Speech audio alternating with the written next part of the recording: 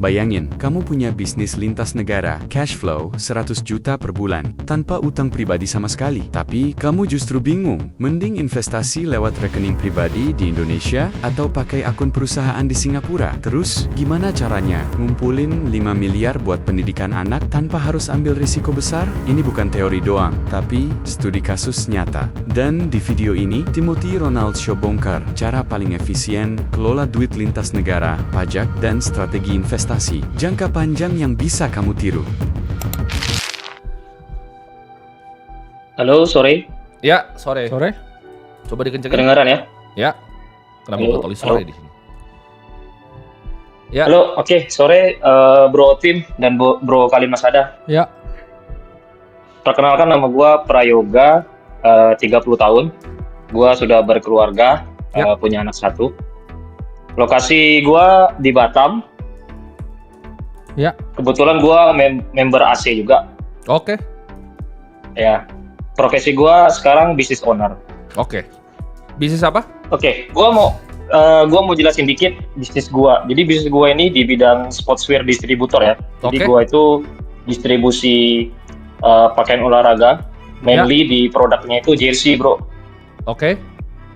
Tapi itu kita on demand, jadi kita nggak stok. Jadi kita based on customer. Bisa pesen saya jersey ya. Iya, itu kita supply-nya di Singapura, bro, Oke. customer-nya. Jadi yang agak unik ya. Jadi gua sekarang lagi running 2 perusahaan, bro. Jadi yang di Indonesia, gua ada PT, itu untuk operatingnya. Jadi gua di Singapura full remote. Jadi semua karyawan itu di Indonesia untuk operatingnya, desain, admin segala macam. Dan yang di Singapura, gua running private limited, ada perusahaan gua juga. Itu Ya. khusus untuk distribusi barang ya, sales-nya. Oke. Oke, jadi sekarang untuk omset itu kita di 400 juta average-nya tiap bulan. Ya. Itu kita OPEX-nya segala macam ya, sama COGS dan tax itu kita 250 juta. Jadi kita intinya tiap bulan itu bisa ada free cash flow sekitar 100 juta. Mantap. Oke, jadi untuk pribadi, jadi gua ambil gaji itu 20 juta. Oke. Gua ambil dari perusahaan gua yang di Indonesia, yang PT.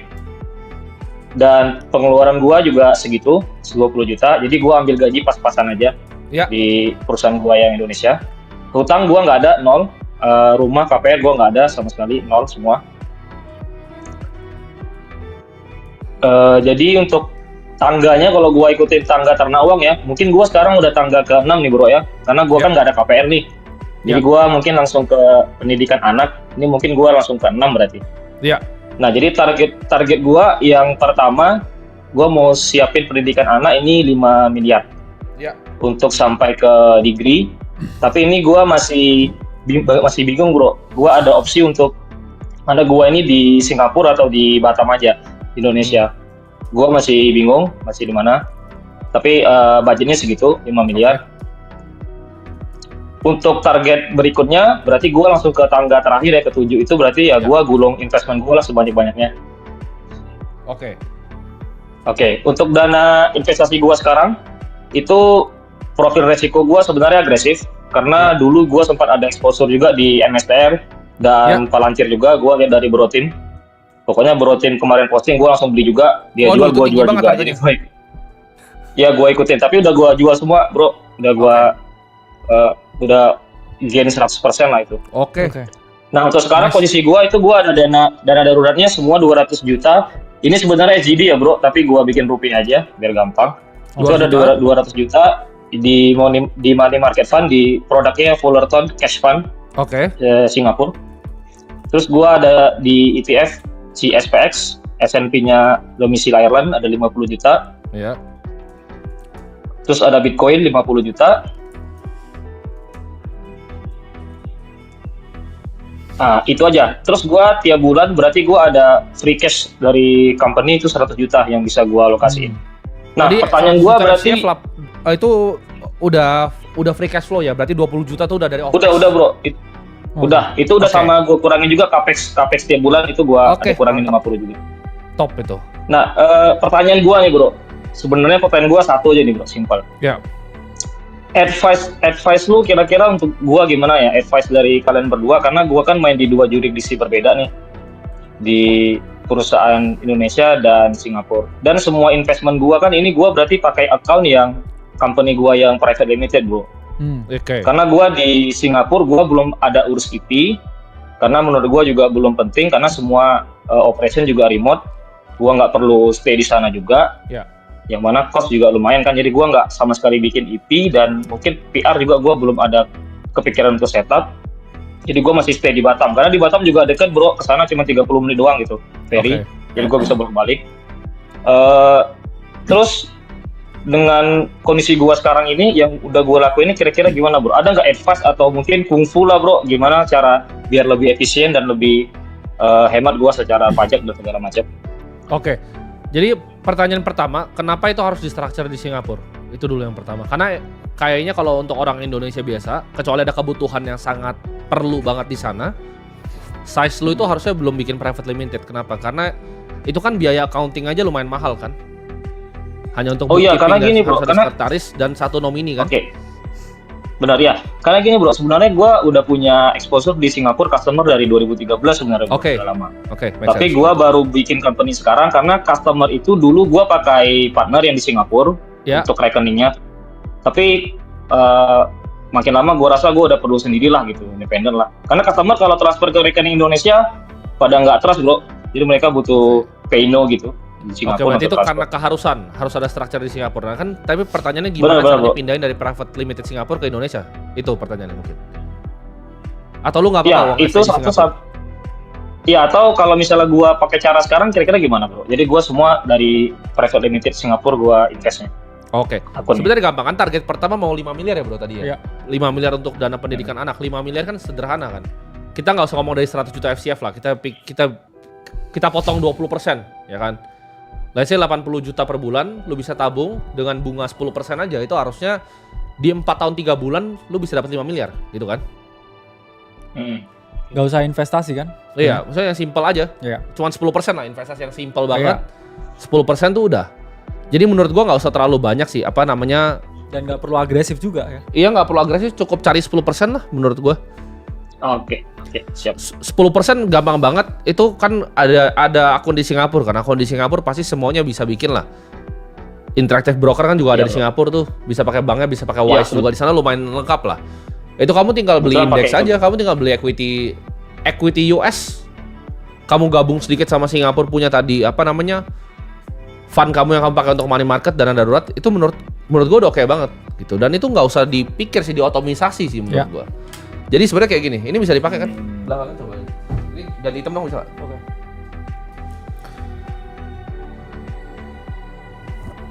Udah nih, jadi hitam kan. Basically kan dia punya ini nggak kedengeran nih kalau bunyi, harus di bawah ya. Mic-nya. Oke. Wis, dipakein gua. Jadi begini ya. Kayak bisa begini nih. Gini kan? Ini bisa cat. Lah, mati nih. Gimana nih? Tadi gua tutup malah mati. Pencet lagi ya. Yang tadi. Yang mana? Oke. Intinya dia punya, ini kedengaran nggak semuanya? Coba kita tanya chat dulu, kedengaran nggak? Sorry teman-teman, ini baru pertama kita pakai layar canggih ini ya. Baru pertama pakai layar canggih. Kedengaran semuanya? Yang ini? Kedengaran bro. Oke, siap. Dia kan punya PT Ltd nih. Dia punya PT Indonesia.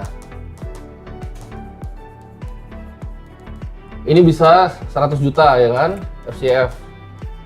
Ini gue diskon 20% ya. Jadi 80 juta per bulan. Nah ini diotomisasi. Lu bisa langsung bagi aja simple. Lu bikin gini nih. 50 juta US equity. Nah ini lu bagi saya 30 juta. Ini money market fund. Ini cari yielding. Ini bisa cari yielding 5% aja. Ini US equity ya. Jadi langsung dibagi. Otomisasi per bulan. Ini cuma butuh berarti compounding. Kita diskon dikit lah ya bro. Mungkin 8%, 9%. 4 tahun. 3 bulan. Ini jadi 5 miliar. Ini cuma segini waktunya nih. Tapi juga dengan asumsi ya, bisnisnya tetap jalan ya. Ini Iya. asumsi ini makanya tadi gue diskon. Gue Iya. diskon bro. Asumsi tetap segini ya. Benar. Which is biasa nggak stabil kayak begitu, bisnis nggak begitu. Pasti. Karena apa ini sekarang? Kalau kamu kan biasanya bisnis ya bro, harus Iya. tahu analisa SWOT-nya kan. Iya. Ya, strength, weakness, ya, opportunity dan juga threat. Kira-kira apa sekarang threat yang kamu lihat ya dari industri distribusi pakaian olahraga ini? Ya. Trendnya paling kalau kayak kemarin sih bro waktu COVID itu karena nggak COVID. ada activity kan di luar kan. Ya. Ya. Tapi kalau sejauh ini karena gue udah jalan hampir 10 tahun juga Yes. di Singapura itu unik bro karena di Singapura mereka agak susah mau cari yang bisa on demand ya. Karena di Oke. sana pada retail semua. Jadi kita pun dari Batam juga terbantu bro karena letak kita di Batam kita bisa pakai ferry doang bro 30 menit ke Oke. sana Ya. itu deket banget. Jadi kita fleksibel gitu. Oke, Tapi ada kita juga nggak Gua ada pertanyaan. Sebelum ini kan buat dikeluarin kan sebenarnya. Ini kan lu mau keluar kan dari cash flow-nya kan. benar-benar bro. Pertanyaannya, ini bisa jadi retain earnings nggak? Ini bisa jadi RE nggak? Yang bisa grow top line-nya. Top line itu kan 400 juta tuh. Ini bisa naik nggak Betul. dengan ini? Nah, ini uniknya bro, karena tadi gua bilang gua kan agak agresif tuh. Jadi Iya. dulu sebelum gua lihat kalian, sebelum gua tahu kalian, gua tuh bener-bener resiko tinggi di bisnis bro. Jadi gua Oke. coba capital Oh. gua alihkan ke stok segala macam, gua bikin unit bisnis segala macam lah. Itu nggak jalan bro, Oke. nggak jalan. Jadi udah muntah lah gitu. Jadi gua rasa cost gua sekarang, capital gua itu gua alokasikan ya untuk hanya marketing bro. Oke. Udah paham. Hmm. Jadi bisnis lu kan bisa sebenarnya naiknya begini kan? Nih, omset bisnis lu bisa begini, bisa turun kan? Intinya lu mau bikin investasi lu begini, biar sebelum pas kena ini turun lu udah oke kan hidupnya, gitu kan? Benar. Oke, kalau in the case dia udah tahu ada resikonya, karena distribusi kan dia penengah kan. Yes. Dia nggak bikin produknya, dia bukan yang punya, dia bisa dipotong sama orang lain. Jadi intinya lu mau funnel duitnya begini kan, kalau udah ke bawah semua gini kan? Ke risk free Benar, asset ya. Ya, Iya. oke. Simple banget, itu diotomisasi aja jadinya. Tinggal diotomisasi terus dibagi. Oke, paham? Oke. Bro, ada satu lagi nih. Ya. Simple, singkat banget. Kan tadi di situ ada pilihan stock pick tuh satu ya, US. Gue Ya. lagi cari-cari juga karena kemarin Palantir kan gue udah kosongin semua karena ngikut Bro Team kemarin. Jadi gue Ya. jual semua juga. Gue lagi ngulik FSLR nih bro, First Solar. Ya. Menurut lu itu gimana bro? Gua Karena gini. gua udah cek kompetitor segala macam, itu kayaknya oke sih gitu. Tapi gua masih butuh keyakinan gitu. Oke, satu kan lu bukan full time karena lu tadi nggak punya conviction, lu nggak tahu apa yang lu beli, lu baru masih ngikut. Saran dari gua adalah lu belajar dulu, gitu. Belajar dulu. Oke. Dan kalau misalnya di ternak uang sendiri kita kasih 7 ya bro ya. Ya. Kita ada 7 sih. Yang gini, yang kita kasih itu sebenarnya bukan stock pick, tapi itu ibaratnya equity US yang compounder yang emang targetnya turnover 8 tahun sampai 10 tahun sekali. Jadi nggak dilihat dalam 1-2 tahun. Ya. Gitu. Oke. Kasih contoh ya, kita kasih satu ya bro ya. Satu tuh Moody's Corp. Ini gimana cara hapusnya? Gini ya? Oh iya, canggih banget. Gini. Gini ya hapusnya. Kok ini bisa setahun nih kalau begini? Hah?